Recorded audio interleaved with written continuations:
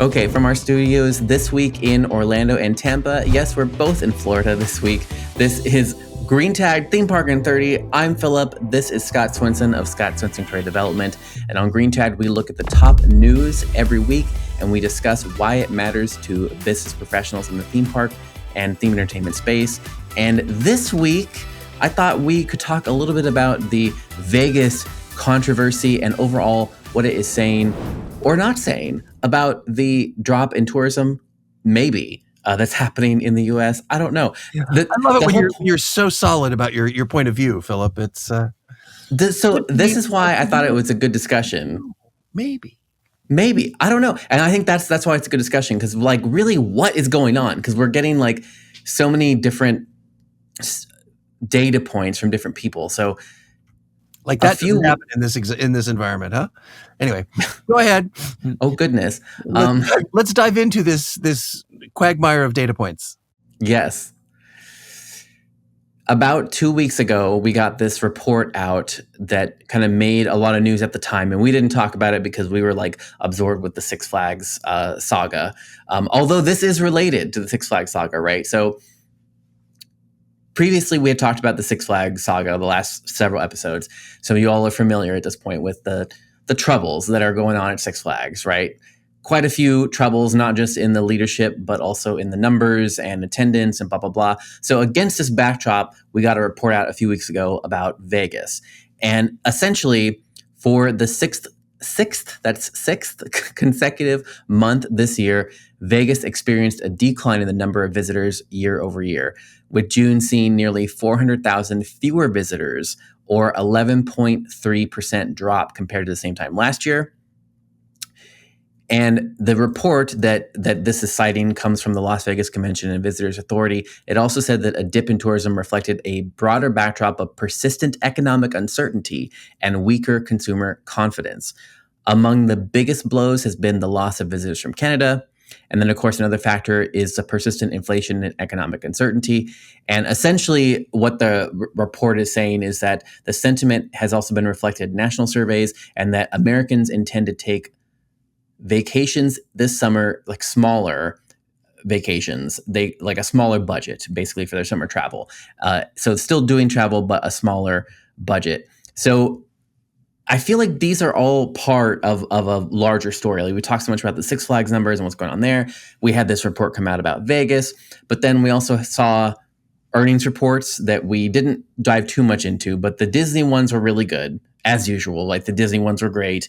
The Universal ones, still good, a little bit more mixed, of course, because Universal's main business, of course, is still cable.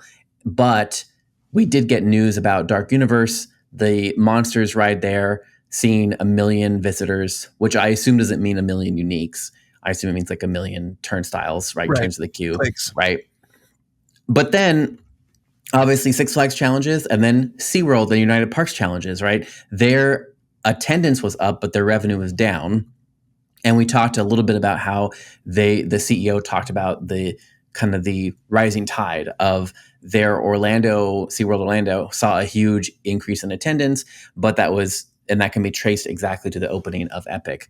So there's a lot of I think different markers we're getting from all around the country. The last thing I'll add to this picture, this quagmire, is that I was in Vegas for the opening of Horror Unleashed, and while I was there, I interviewed Jason Egan. And Jason Egan has 5 attractions in the Vegas area. So he has the Escape It Chapters 1 and 2, each of which is a 90-minute experience with 16 rooms on each side and live actors. So they're big experiences. He also has the John Wick experience. He has the Saw Escape, and he has a Blair Witch as well. So he has all IP and a lot of attractions are all around the Vegas area. And what he told me is similar to what we kind of heard from SeaWorld Orlando. Like he's like, his stuff has been sold out. I mean, he's noticed a significant uptick in all of his attractions. They're all doing fine. He's had many areas that have been selling out, but his price point is much less, right? So Universal Horror Unleashed, it's about $80 for the one-time visit to the haunts. So it's 4 haunts and it's $80. But his is like, the 90-minute experience is about $55. So it's a little bit less target point. So I kind of asked him. He thinks that this could be a blip, but he thinks Vegas is still worth betting on, obviously, and that his numbers have been fine. And we talked a little bit about the value seeking also nature of, the way he set up his businesses are all like in that value market. Like it's the perceived value is very high, right? If it's 55 a person, but it's a 90-minute experience plus the shopping and plus XYZ that you can do to your friends, it's quite a long time. Yeah. I don't know, Scott. What are we supposed to make of all of this information? Well, again, I'm not sure either, but I think there's a couple things that we have to take into consideration. I've been hesitant to say it on this show, but I am concerned at this moment for the short-term success of the Grand theme park. I mean, we're seeing it. We're seeing it obviously with Six Flags. We're seeing it with the SeaWorld parks and the Universal Parks and Resorts. And I think part of that is because we've become we as a culture have become, an American culture at least, have become so focused on we can get precisely what we want and we don't have to dig through other muck and mire to get there. So that would help explain why the we'll call them the Egan experiences in Vegas are doing so well, because they go specifically to the experience the guest wants with the IP the guest wants to deal with. They don't have to pay extra for all the other stuff. They can go straight to what they want, and they don't have to wade through other things. So I think that is a factor. I also think that there's, and I'm hoping this is short term, but there is a sense of uncertainty right now in pretty much everything in the States. And I think that, mentioning that the Canadian tourism is down in Vegas, Canadian tourism is down everywhere, mainly because the country is recommending that people don't come here. There's that. And there are other European countries that are doing the same thing because of the uncertainty of our current political situation, that they're recommending against traveling here. So I think international tourism is down, which of course hurts theme parks a lot. So I think that there's that factor. I also think that in that desire, we've talked about the importance of immersive, and I'm not even going to use the term immersive. I'm going to use focused or interactive or engageable, or specifically what the guest wants. I think that is on the uptick. So I think the massive theme parks have less of an appeal. They're too homogenous. Before we started recording, we were talking about how, cosplay is basically just exploding, and it's always been popular, but it's hit that tipping point. It's crossed over into the mainstream now. And because I think that addresses all the things that I just talked about. If you are a fan of Firefly, you can specifically focus on cosplay. You can go out and be, any of the Firefly characters, or if you're a Deadpool fanatic, you can be a Deadpool character. You can get that focus. You can be interactive. You can participate, and I've done Comic-Con, I've done Gen Con, you've done Comic-Con in San Diego. They're massive. They're absolutely massive audiences, and they are exploding. So people don't have to go to theme parks to meet their favorite character. They go to cons to become their favorite character. Yep. It's interesting that you bring that up. I went to Anime New York City this past weekend, and I just came into Florida from there. And I got a press release afterwards saying that they had a record year of 140,000 attendees at Anime New York City.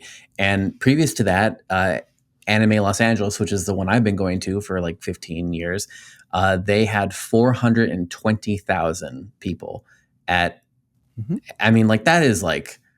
Over how many days? 4 days. Jeez. Yeah, and see, they've had, like we said, they had to expand to take the entire block basically, and They had to move the security lines way out and just reconfigure the entire city basically to be able to fit that many people through that area. So yeah, and I wonder some of the stuff you said.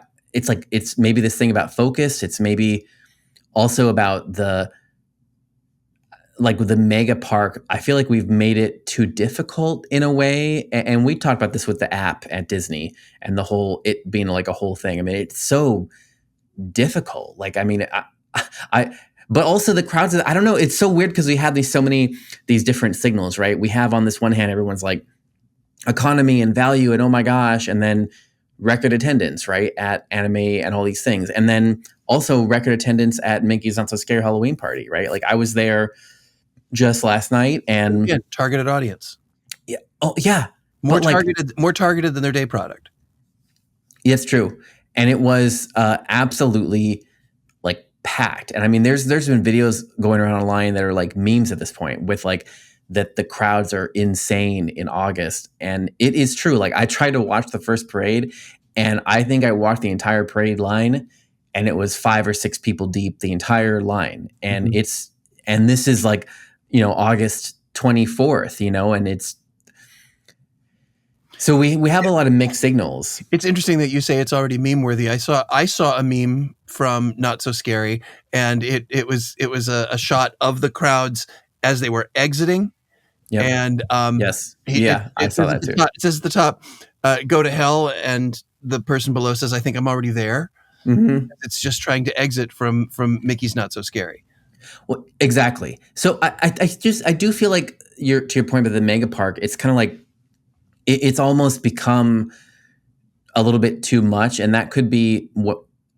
So basically, I don't know what to think about any of this. I think we're just having a discussion about all the different data points and trying to come up with correct.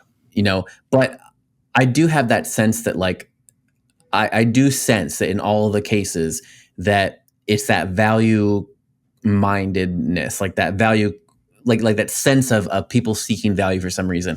And then of course you pair that with trends we've been talking about previously, which is the trend that you do have a lot more people that have a lot more disposable income. So I think that there's multiple things happening. I think that's the problem. It's like, just like the pandemic, this is uneven because there are different things happening. There are different forces. So you do have people that have a lot of money, and so they're going to keep going to Disney and do the Disney experience. And even, we didn't talk about this, but even the VIP experience that was announced for Horror Unleashed is $2,700 for Horror Unleashed for 3 hours. And because it's Vegas, because the people still have the money. Mm-hmm. So I think you have that trend. And in Vegas, not only do they have the money, not only are they on vacation, but that actually targets the people who all of a sudden just hit it big in the casino. And they're like, well, I have earned this. So it's really the casinos paying for a lot of that, I'm afraid. But again, I think the other thing that I think is important to recognize is, we're talking, as you say, we're talking about the various data points, but I don't think we're the only ones doing it, because just the very construction of Epic Universe, for example, those portals take you into a very focused, very specific IP. And I've talked to many people who will say, of course, I ran to insert favorite IP here first and experienced that. Then I went over and caught some of the other, and then went back to my favorite. So it's really a focus on what do I want, and the other stuff is there, but they're really paying for the Mario experience or the Burke experience, or they're paying for their focused interest.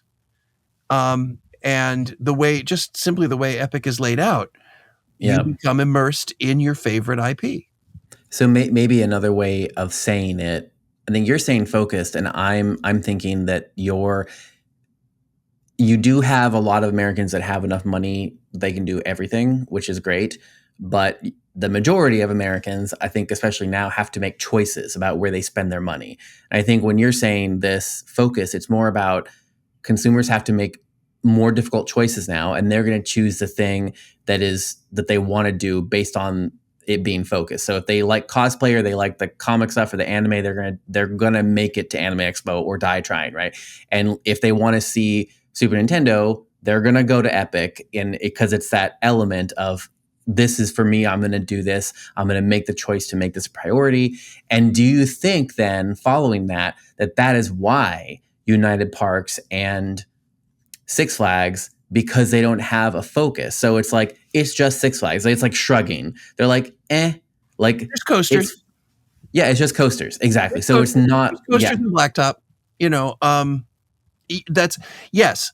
And I'm not even just necessarily saying money. I'm just saying that there's not even an interest. It's like, I don't have an interest to go to something generic. Yeah. I have a very specific, I think this is why, we've been talking for quite some time now about how IPs are kind of driving the industry. And I think it's because of that, it's either because of that or it is a symptom of people wanting what they want. They want something that is specific. They want something that is clear. They don't want a day of fun at SeaWorld. I want to see this. And I think part of the thing that, unfortunately got lost for whatever reason, I'm not going to get into a debate at all about it.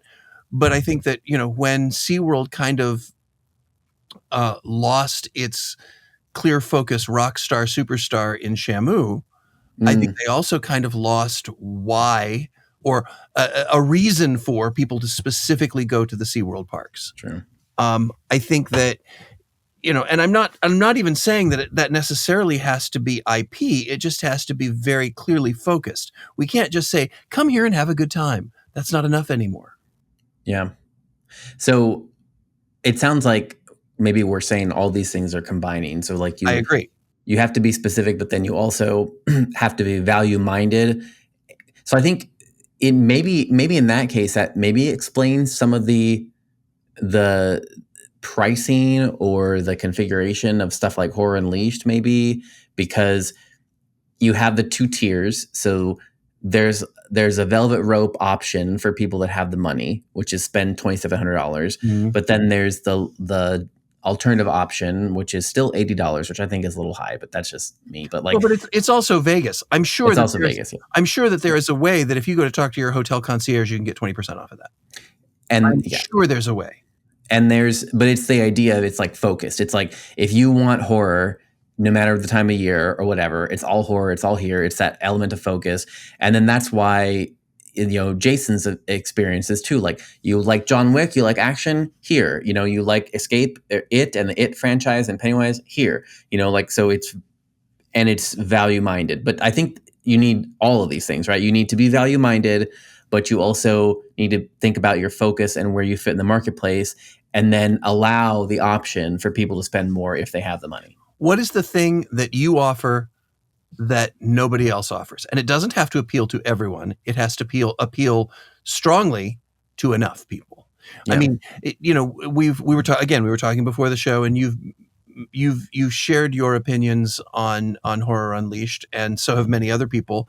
And in our Patreon, though, these people it doesn't matter. It doesn't. Well, yeah, but I mean, you've done it online. You've written articles about it.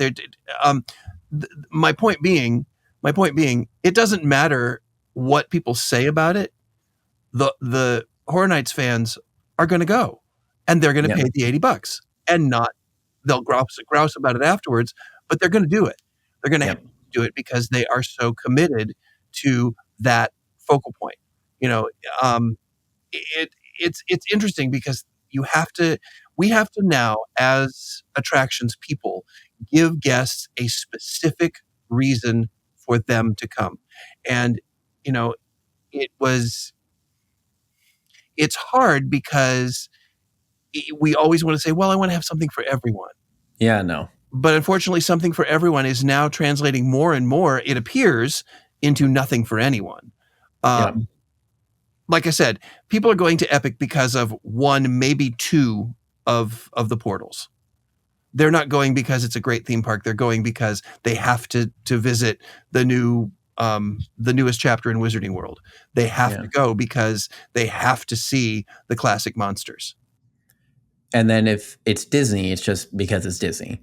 Because they've been able. Disney. The overstory about Disney is so strong still. I mean, Disney is, for people who don't live in either California or Florida or any other country around the world or city around the world that has a Disney park, Disney's a rite of passage. Yeah. Disney is something that you have to do because when you were a kid and your parents took you to Walt Disney World or Disneyland or, Disneyland Paris or whatever, you had such incredible memories. And you as a parent or as a grown-up with young people have the responsibility in your minds to share that with the little people in your world. So, and at the same time, recapturing some of the joy that you experienced when you were little and went the first time. Yeah. And then the other parks, of course, don't have enough of a differentiator because I think Disney is uniquely positioned. Their brand, I mean, they've been able to craft that brand. It's still stronger in that way, I think, than Universal, where it can command the higher premium. Because I was thinking, even when I was at Mickey's Not So Scary last night, I was thinking like, nothing has changed. Like, this is literally the same event. Even though they said that there is new stuff, they added. I didn't see it. Characters. They added 2 new characters. They had the character from The Incredibles. No, that's Oogie Boogie Bash in California. Sorry, wrong one. Yeah, and actually, I'm glad you brought that up. So Oogie Boogie Bash in California, they added Syndrome from The Incredibles, but then it's just Maleficent returning. It's actually not a new character because she was there before. It's just her coming back. Right. And so, but here in Florida, they only added Minnie to the Mickey meet and greet. So you can also see Minnie now when you're seeing now Mickey. with more Minnie. Yeah, now with more Minnie. That's basically it. Minnie? Does that make it a Maxi Minnie now? Sorry. They go said ahead. that I'll let you make your point. I won't interrupt anymore. they said Go ahead. Just say whatever you're going to say. I'll stop interrupting. Okay, thank you. I'm sure you have an important point. Go ahead. Not really. I was just going to say that they said there was going to be other meet and greet experiences, other characters, but I don't know, just random. Anyway, what struck me was that they don't need to change anything, and they still get those crowds. Mm-hmm. But then Universal has to redo every house every year. And yes, I know that they keep a bunch of props and blah, blah, blah, blah. But like, you know what? It's still different. Like, it's still Universal has to change things, and Disney just puts the same decorations up in the same spot with the same everything, exactly the same. And people show up and the crowds versus, Universal, where they do actually have to change stuff. But that's because one is based on tradition and the other is based on fear. If you're living tradition, you want the same thing coming back. And it used to be, that divide used to be between Halloween and Christmas. Christmas was building that tradition. I want to see the same tree decorations, the same lighting. I mean, Indy Zoo, very small example, but Indy Zoo, I was told I could never, when I was working on that project, I could never get rid of the peacock lighting display, because families would come year after year after year and get their picture taken in front of a flat 2-dimensional peacock lighting display. Is it anything that's really stellar? No. Is it tradition? Yes. So therefore, that is a form of IP.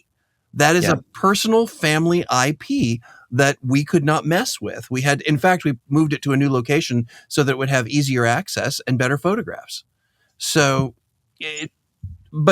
so even though Mickey's Not So Scary is still Halloween based, it's not based on scaring you. When you scare somebody, you have to, in everybody's mind, you have to scare them with something new. You have to scare them with something that they haven't been scared by before because they know it's coming. Yep. Pivoting slightly, but I think this is all related. So Midsummer Scream was recently October. It was August 15th through the 17th. God, it feels like yesterday, but it actually was a time away. Anyway, so during Midsummer Scream, all the local theme parks and all the local attractions come and they give announcements and they set up previews and blah, blah, blah, yada, yada. Okay, whatever. You can read about most of that online. What I thought that was the most interesting was a few announcements. One came from Halloween Horror Nights, and they had Aiello and Murdy, and they basically talked about how they really collaborated on quite a few of the houses, especially the Terrifier ones, and like co-designed them together, and so they're mirrors, blah, blah. What's interesting is it's going to be like a Where's Waldo with Art the Clown, where he's just going to be around the park in like the merchandise stores and, hanging out while you're eating a hot dog and whatever, like just all around, which I think is a great inclusion, but it also shows the power of working with an IP that is smaller, right? Where you can have the direct relationships with the. I mean, the film director was on stage with them talking about how excited they are. I mean, so that's a cool element. They also announced that the house in Florida is going to have a choose your own ending, one where you get as wet as front row of Jurassic Park with blood, and the other is going to be a dry pathway. So that's an interesting, again, element of like, I think that specificity, right? Like you can choose, again, a little bit to Scott's point, choose a little bit about, you have some agency, but also it's very like, go in this one if you want the blood and the gore and all that stuff. Well, and it also kind of goes back to people are going to go to Horror Nights because they're Terrifier fans. Yeah, exactly. Yeah. Yeah. So I think that's all interesting. And then next is the 13th floor panel. So 13th floor entertainment group, they have haunted houses and events all across the country. And specifically the stuff I thought was most interesting about all their panels that they announced at Midsummer Scream is that the Los Angeles Haunted Hayride is going to have the inclusion this year of Elvira. And Cassandra Peterson was on stage to do the announcements, this fun thing. And the thing I thought was most impressive is how they've worked it into the narrative. So at the LA Haunted Hayride, you are taken back in time to Halloween night, and you're taken to the town of Midnight Falls. And so the town of Midnight Falls has a house on sale, and Elvira has purchased that house, and she's moving into that house. And you're going to see projections of her inside the house, moving the stuff around, doing all this, and so basically her voice is being woven into the experiences all throughout the different parts of the town.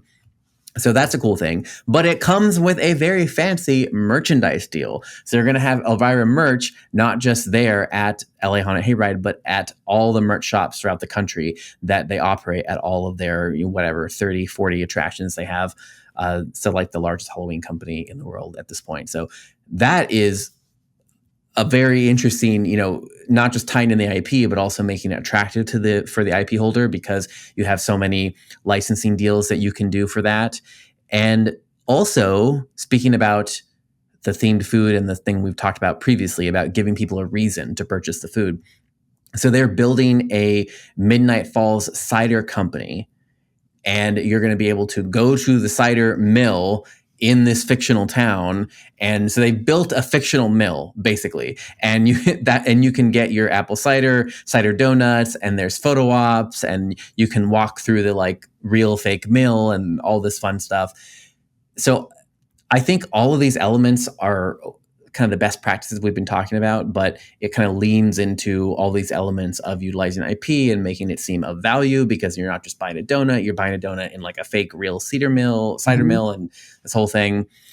And last announcement from them that was interesting is their immersive show Delusion is coming back this year to a new location, but this year, instead, because previously Delusion has been an original story, right? It's just been written on the original story.